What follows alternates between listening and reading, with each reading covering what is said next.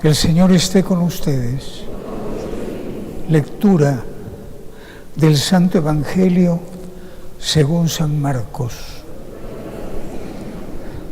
Se acercaron unos fariseos y le preguntaron a Jesús para ponerlo a prueba: ¿le está permitido a un hombre divorciarse de su mujer?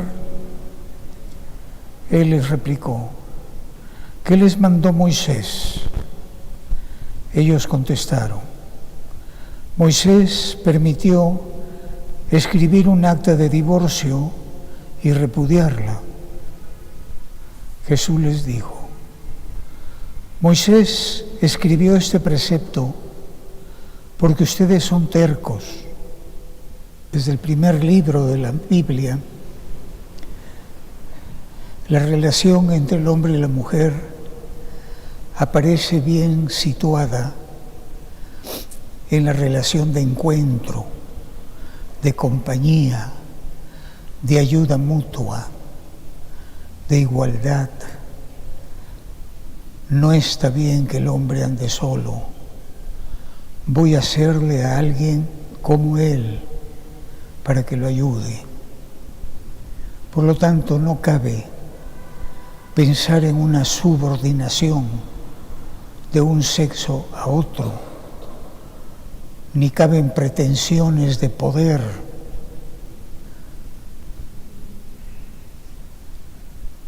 Y de superioridad. Sin embargo, en la cultura judía y en muchísimas culturas, por no decir casi todas, de la antigüedad, se afirmaba la superioridad del varón. Y entre los judíos se refrendaba con esa ley que dejó Moisés, con la cual se permitía que el hombre se divorciara de la mujer. Entre los judíos era un derecho del varón, pero la mujer no podía pedir el divorcio. San Marcos, que escribe a los romanos, entre los cuales sí se daba el divorcio de la mujer, tiene otra forma de hablar.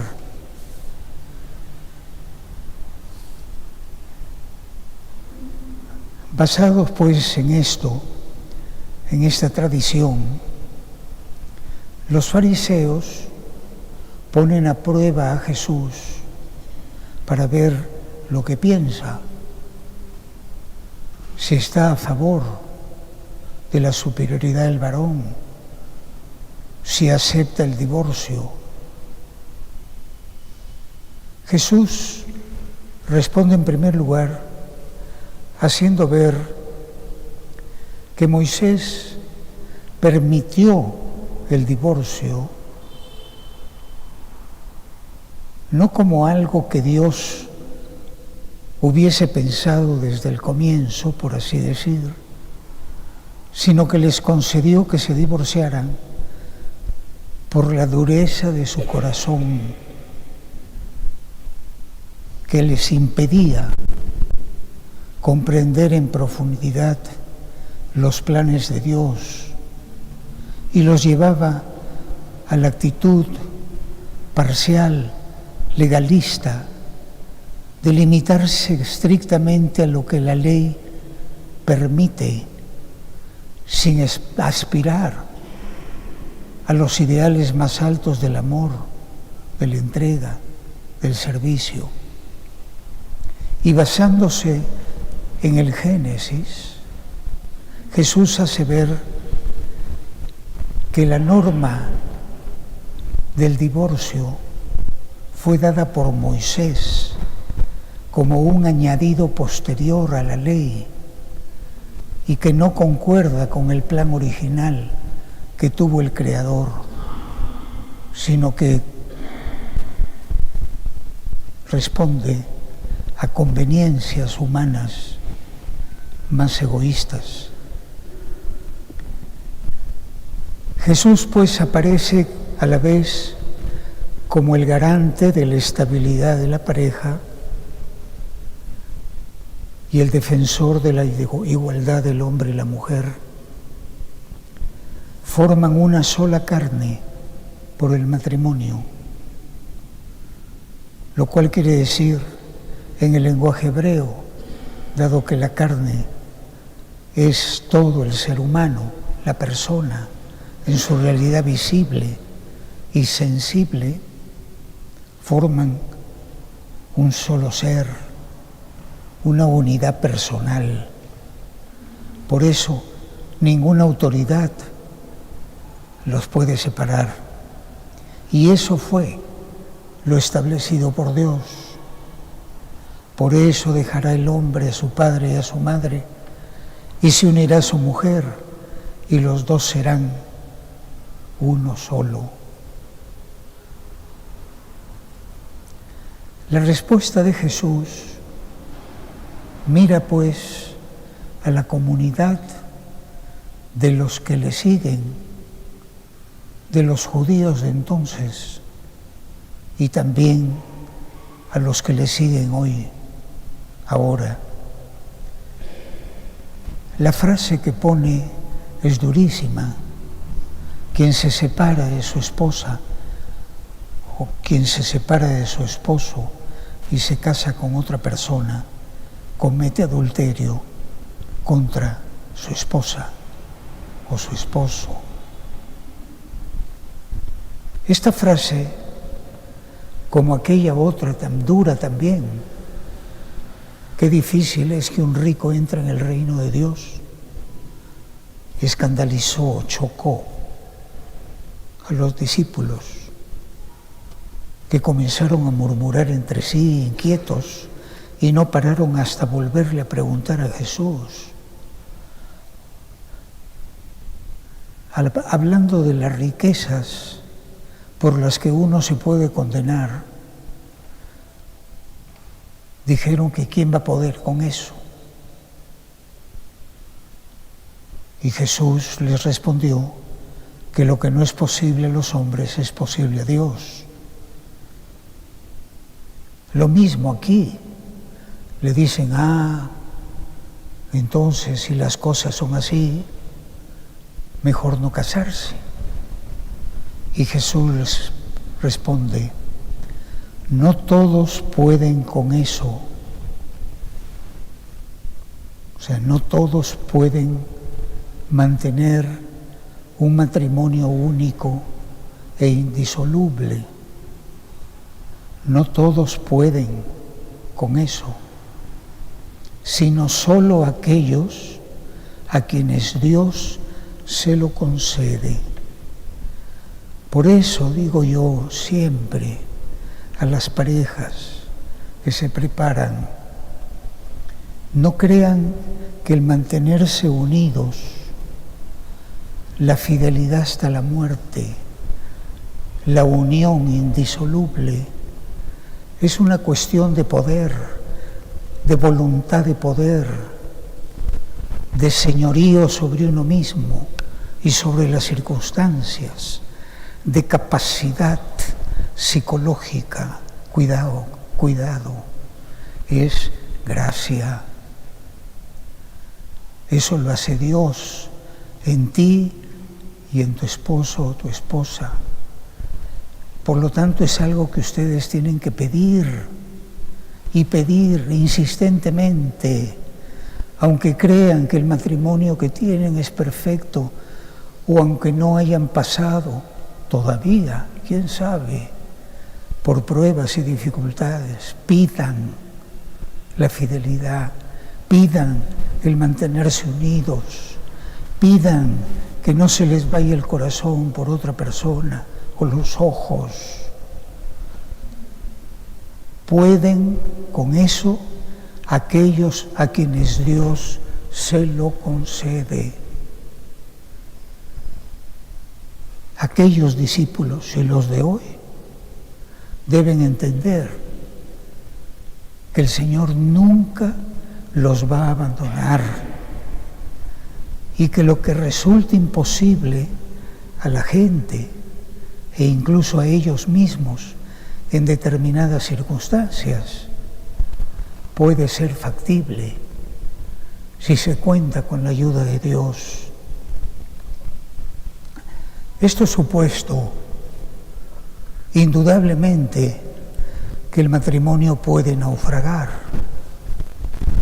En primer lugar, porque hay amores en los que no está Dios desde el comienzo y por lo tanto no debieron casarse. También es verdad que hay amores que uno no puede decir que brotan de Dios, sino de otros intereses, de otros móviles, de otros motivos, de otras circunstancias, y tampoco debieron realizarse. No son sacramento, y sacramento es una realidad sensible que permite ver a Dios, sentir su gracia. Y hay parejas que no son sacramento de nada, no son sacramento de Dios. Por lo tanto, su unión no es sacramento. Y la Iglesia tiene la obligación de declararlo públicamente. No debieron casarse. Lo sentimos mucho, pero fue un gran error. Y humanamente los tenemos que acoger y procurar comprender. Hay muchísimos motivos. Los abogados quizá lo saben más que los curas, por los cuales la gente se divorcia, y cada vez más.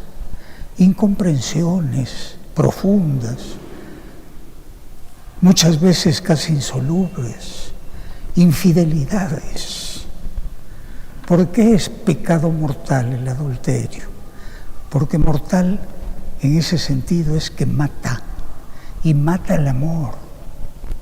Es muy difícil perdonar. Eso solo lo puede Dios con nosotros. Pero el adulterio, la infidelidad, mata el amor que allí había. Están luego las dificultades económicas, están luego los malos tratos, la violencia en el hogar, la discriminación de la mujer, el olvido de la igualdad en dignidad y derechos,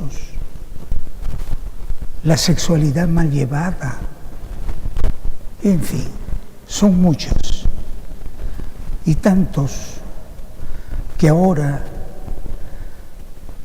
cuando yo celebro una boda, lo primero que hago es rezar antes y al comienzo de la misa que ojalá que esa parejita se mantenga.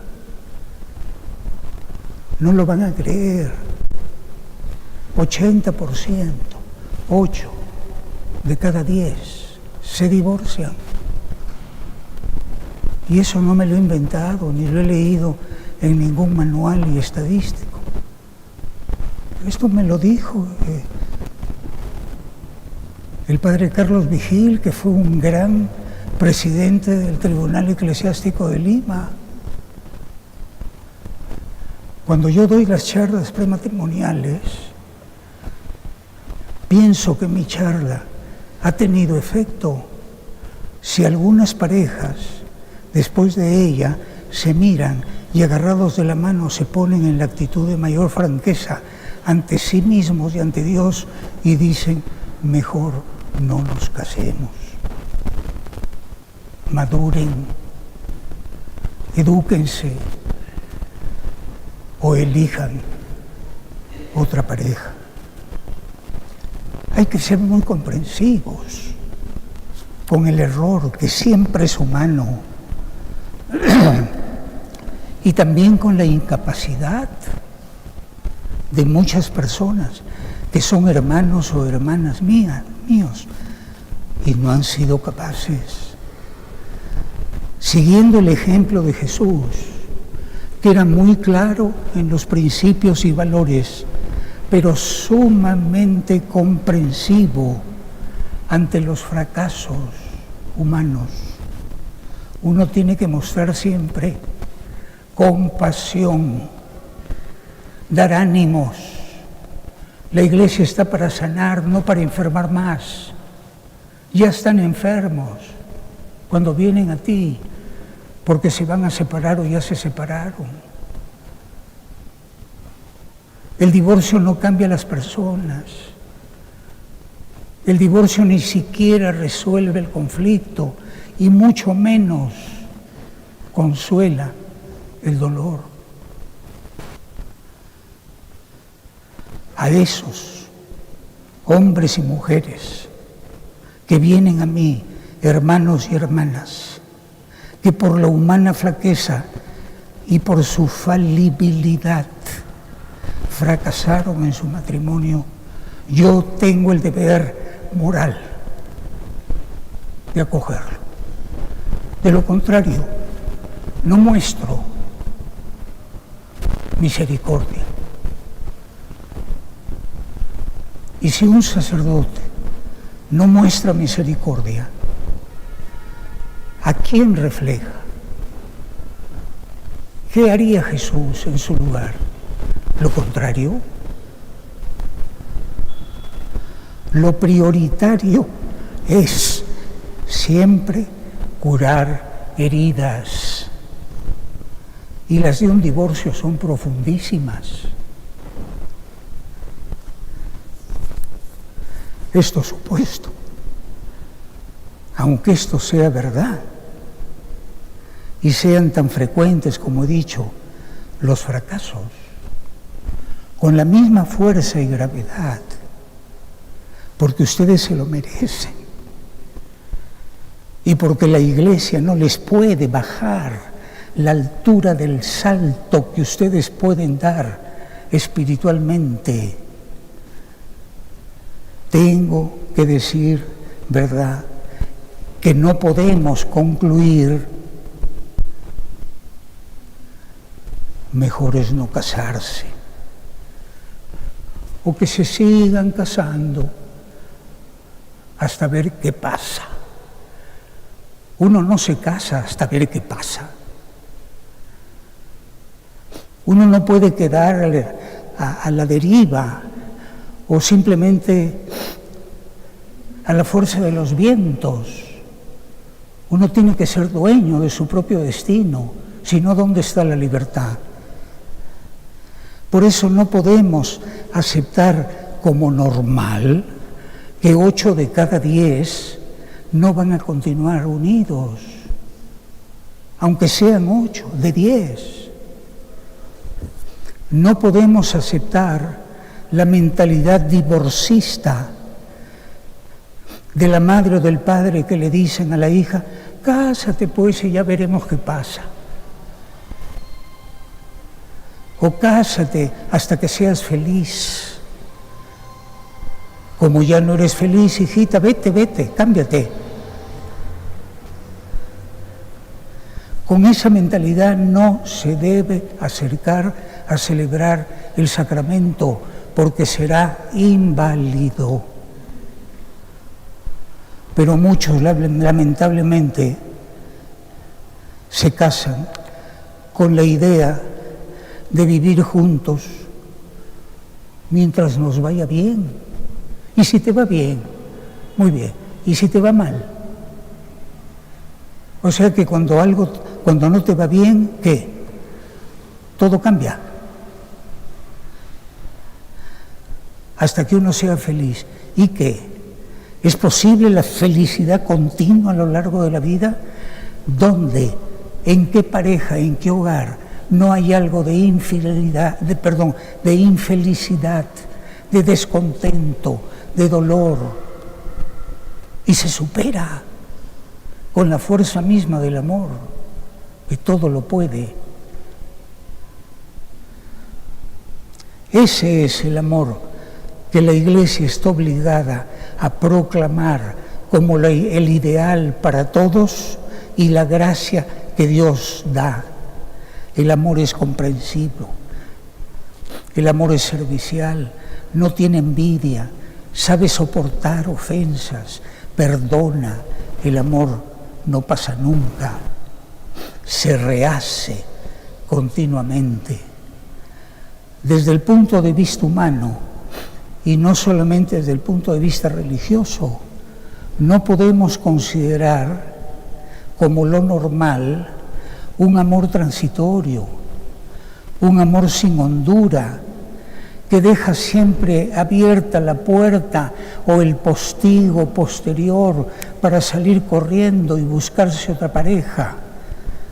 Abandonos, rupturas, variables, sucedáneos, en este mundo en el que todo tiene repuesto, todo puede cambiarse.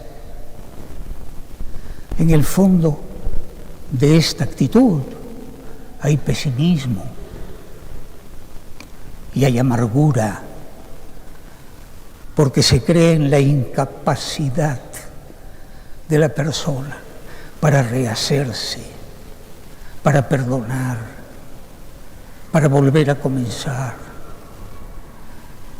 Y esta mentalidad pesimista y amarga le impide a la persona humana mantener una palabra que se cumple, una promesa hasta el final, un compromiso estable y definitivo. Esta mentalidad del desaliento no sabe de qué es capaz Dios, ignora la fuerza de la gracia. Por eso se predica y se ve la fidelidad matrimonial como una ley, y nada más que ley, y dura ley. Y muchas veces los ministros presentan la indisolubilidad del matrimonio como un precepto, como una ley. No se predica del ideal moral, de la aspiración que toda persona casada debe mantener y de la gracia que lo hace todo y que hay que pedir. La indisolubilidad no es ley, es evangelio, buena noticia de que tu pareja te va a ser fiel, de que tu unión va a continuar, porque Dios te va a dar la gracia. Esa es la buena noticia que se te da cuando te casas. Solo Dios puede transformar el egoísmo en mutua aceptación, los límites y defectos del otro en diálogo, en comprensión, las frustraciones, el aburrimiento, el cansancio, se pueden convertir en un sano realismo que hace que cuando falte lo ideal, aférrate a lo que es posible. Disfruta todo lo que puedas de lo que tienes logrado y no desesperes nunca en la búsqueda del ideal, de hacer de tu hogar esa casa de Dios, esa iglesia doméstica que quiere el Concilio Vaticano que construyas. Por eso yo no puedo solamente limitarme a proclamar la prohibición del divorcio. Y si no formamos a los jóvenes en el hogar, en la escuela y después en las parroquias, ¿de qué vale estar proclamando que el matrimonio tiene que ser uno y hasta la muerte? Solo una libertad que se forma en el manejo humano y maduro de los sentimientos hace que la persona sea capaz de mantener su palabra hasta el final y mantener un matrimonio unido e indisoluble. Por lo tanto, debemos siempre aspirar al ideal del amor fiel y duradero, siempre. Pero sepamos también que el divorcio, hay situaciones en las que yo debo recomendarlo. ¿Por qué? Porque ya es insoportable, sin seguir pecando, o pecando aún de manera más grave, por los malos tratos, por la infidelidad, por las humillaciones, porque no tengo derecho a cargar sobre esa persona inocente. El culpable es el otro o la otra, con una vida que ya no es humana.